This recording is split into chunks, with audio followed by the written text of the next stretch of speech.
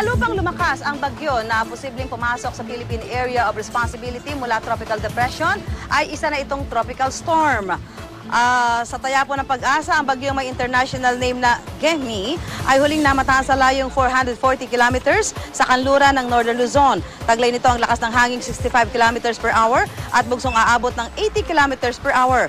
Kumikilos ito pasilangan-timog silangan sa bilis na 10 kilometers per hour.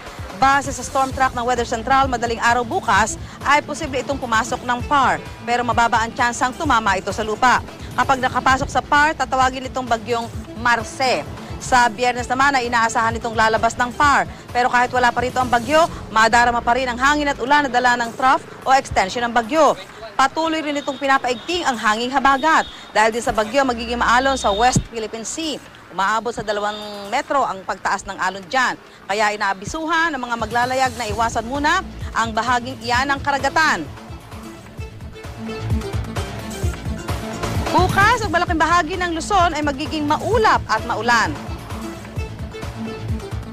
Dito sa Metro Manila, paghandaan ang posibilidad na makaranas ng ulan mula umaga hanggang gabi. Magiging maulan din sa Hilagang Visayas. Habang ang malaking bahagi ng Mindanao ay makakaranas ng mas maaliwalas na panahon. Para sa karagdagang weather update, puntahan lang ang GMA News Weather page o Facebook page.